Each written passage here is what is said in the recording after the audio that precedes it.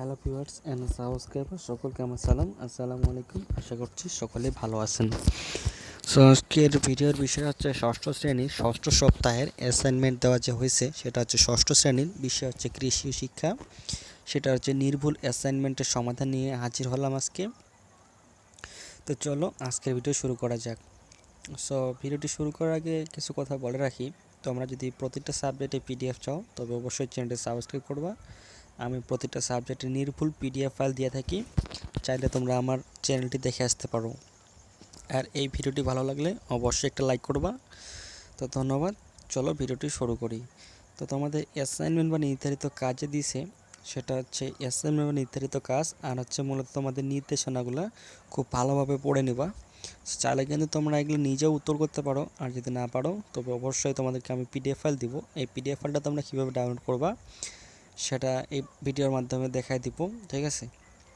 So তোমাদের assignment বা নির্ধারিত কাজে দিছে প্রাথমিক বিদ্যালয়ের শিক্ষক রিনা বেগম 2020 সালের নিকলি উপজেলার অনুষ্ঠিত কৃষি মেলা দেখতে যান। তিনি মেলায় প্রদর্শিত কৃষিজাত পণ্য, বিভিন্ন ফসলের নানা জাতের চারা ও গাছের উন্নত ফলন দেখে কৃষিকাজের প্রতি আকৃষ্ট হয়ে নিজের পৈতৃক জমিতে কৃষি কার্যক্রম পরিচালনা করতে আগ্রহী হন।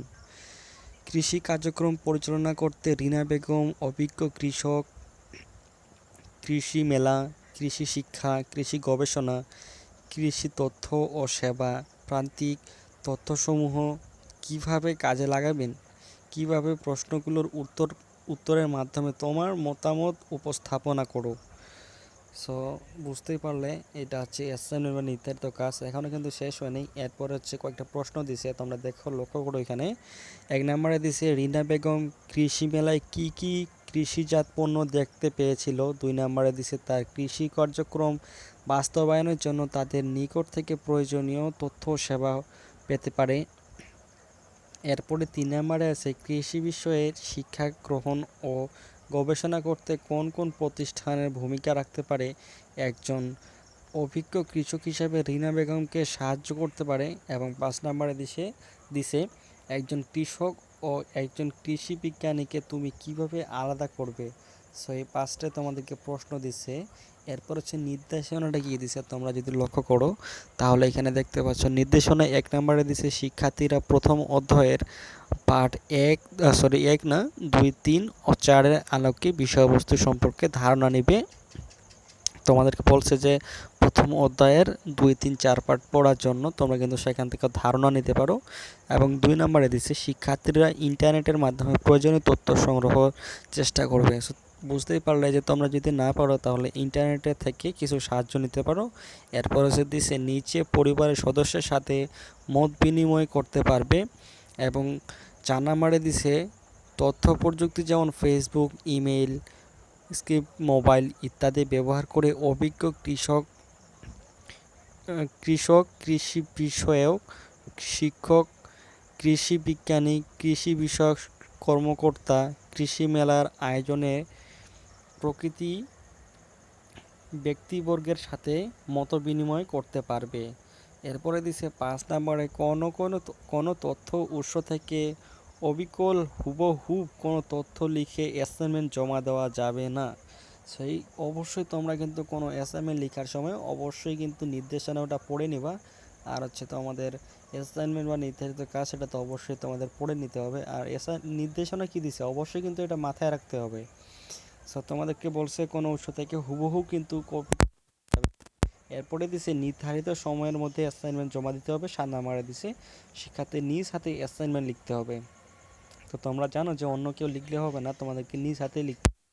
এরপরে দিছে শিক্ষার্থীকে তাদের পিতামাতা, ভাই বোন, আত্মীয় স্বজন, শিক্ষকগণ লিখে দিতে তা বাতিল হবে। তো তোমরা ভালো করে বুঝতেই পারলা, যদি কেউ তোমাদের লিখে দেয় সেটা কিন্তু বাতিল বলে গণ্য হবে। এরপরে 9 নম্বরে দিছে যে কোনো কাগজ ব্যবহার করা যাবে।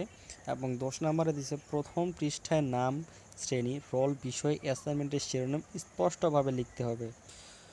সো এটা তো আমি নির্ভুল সমাধান করে দিব এই মুহূর্তে। সো এটা হচ্ছে পিডিএফ ফাইলটা তোমরা আমার ডিসক্রিপশন বক্সে লেখা থাকবে সাবস্ক্রাইব মাই নিউ চ্যানেল। তোমরা কিন্তু সেখানে একটা লিঙ্ক পাবা। এই লিঙ্কটাতে যদি যদি চলে যাও তাহলে দেখতে পাবা এর পিডিএফ ফাইলটা। তোমরা কিন্তু চাইলে সেখান থেকে সুন্দরভাবে ডাউনলোড করতে পারো। সো চলো একটু পিডিএফ ফাইলটা দেখে আসি কীরকম দেখাচ্ছে পিডিএফ ফাইলটা। তো চলো একটু দেখে আসি, ঠিক আছে। সো বন্ধুরা, আমি চলে আসছি তোমাদের পিডিএফ ফাইলটাতে। তোমরা দেখতে পাচ্ছ এটা আমার গুগল ড্রাইভে আপলোড করা আছে।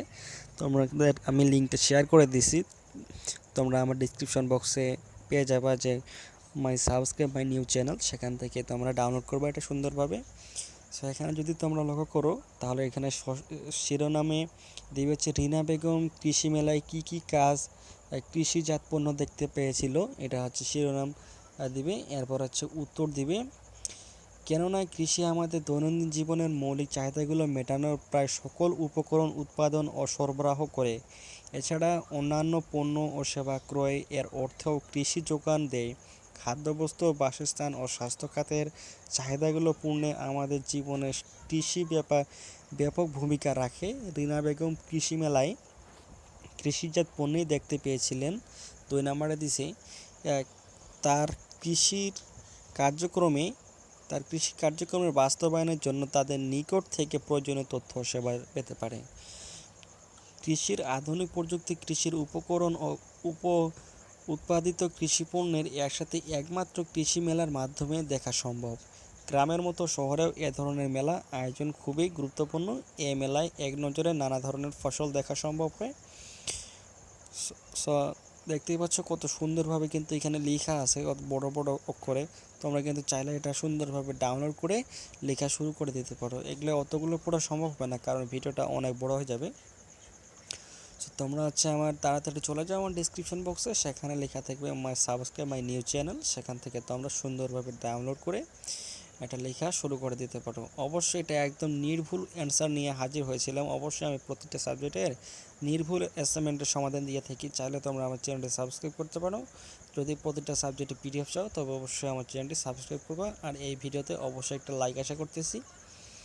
তো তোমরা যদি কোনোভাবে পিডিএফটা ডাউনলোড না করতে পারো তবে অবশ্যই আমাকে কমেন্ট করবা যে ভাই আমি পারিনি, আমাকে পিডিএফ লিঙ্কটা দেন।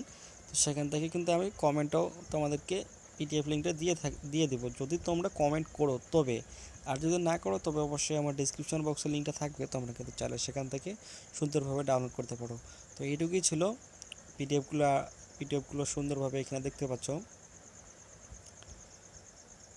সো আজকের ভিডিওটা এই পর্যন্ত শেষ করতেছি। ভিডিওটা ভালো লাগলে অবশ্যই একটা লাইক আশা করতেছি। প্রতিটা সাবজেক্টে পিডিএফ চাইলে অবশ্যই চ্যানেলটি সাবস্ক্রাইব করবেন। ধন্যবাদ শেষ পর্যন্ত ভিডিও দেখার জন্য।